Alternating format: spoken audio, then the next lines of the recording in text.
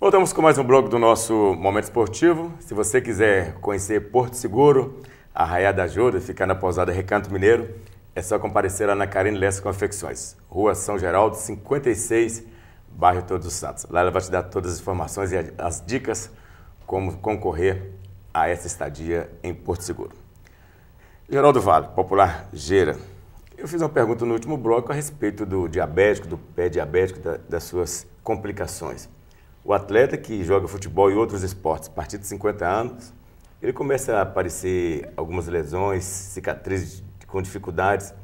Isso já é sinal de sintomas do diabetes? Olha, Rubens, nós temos que falar o seguinte. Primeiro, o sedentarismo. E aí eu vou colocar o atleta de final de semana como um sedentário, tudo bem? Sim. O sedentarismo, ele é um fator de risco para diversas doenças. A hipertensão arterial, o diabetes, a obesidade, são decorrentes de um sedentarismo.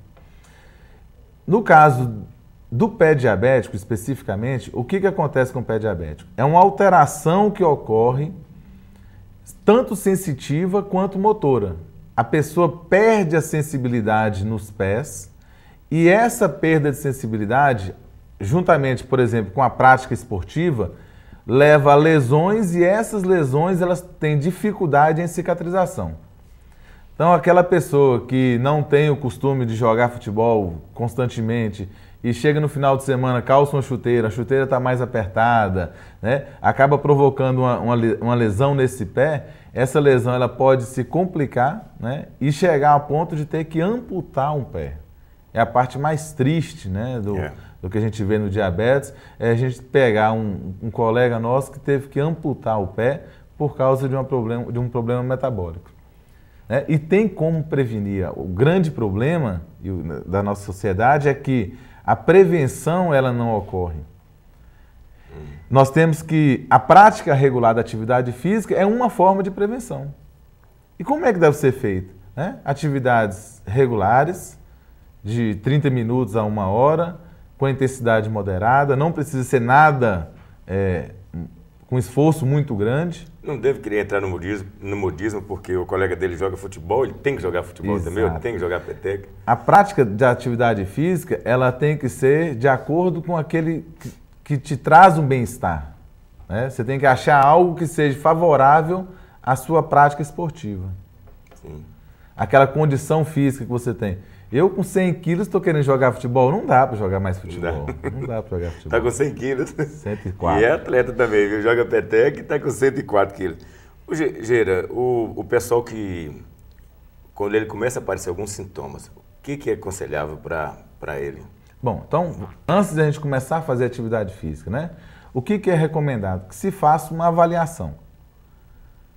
Essa avaliação, nós devemos, a princípio, procurar um cardiologista. Né? Se acima dos 40 anos já é indicado que se procure um cardiologista, faça-se toda uma avaliação, dentro dessa avaliação recomenda-se o teste de esforço e com o teste de esforço você vai saber qual é o nível de aptidão física que você tem.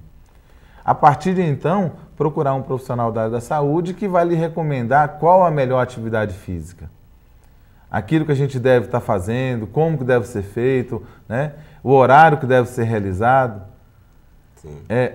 Existia uma atrocidade que a gente via antigamente, pessoas que pegavam um plástico, enrolavam um plástico no corpo para que pudesse suar mais e aí estava emagrecendo. Né? Isso é uma barbaridade, isso não existe. Né? O nosso organismo ele necessita de trocar calor com o ambiente, então é aí que vem a questão do vestuário, aquela roupa mais indicada para a prática esportiva, que vai facilitar o movimento e ao mesmo tempo permitir a troca de energia com o meio ambiente, o horário que você vai fazer a atividade física, para que não ocorra uma sobrecarga térmica no organismo, e a questão da nutrição.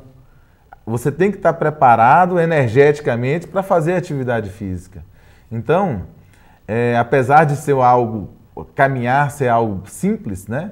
Devemos tomar alguns cuidados. A gente está batendo um papo aqui falando de riscos, né? E fica parecendo que a atividade que ele está falando é só para o homem. E não é. Isso você está falando para o homem e para a mulher. Então, se tratando de mulher, O período da TPM.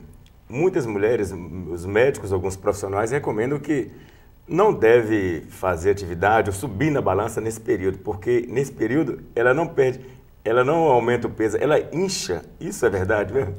Então, nós devemos colocar os pingos nos is. Então, aumento de peso, né, não necessariamente significa que você engordou. Engordar é aumento da porcentagem de gordura corporal. E a gente sabe que no período pré-menstrual, a mulher ela tem retenção hídrica. Então, se a pessoa, durante esse período, subir na balança, vai falar assim, meu Deus, eu engordei. Não, não é nada disso. Não, foge da balança. Não. É esse momento que você está retendo o líquido. Tá certo? Agora, tem alguma contraindicação para atividade física? Nenhuma. Né? A gente sabe de atletas de elite que durante o período menstrual foram períodos que tiveram uma melhor performance durante a atividade. Mas tem umas que elas ficam com nervos à flor da pele que não conseguem ficar próximo de ninguém. Mas a atividade física, ela produz endorfinas, né, que ajudam a segurar essa TPM. Tá certo. Nós estamos batendo papo com o fisioterapeuta Geraldo de Paula Vale, que está falando sobre os riscos dos atletas de finais de semana. Nós vamos para o intervalo comercial, daqui a pouco a gente volta. Sai daí não.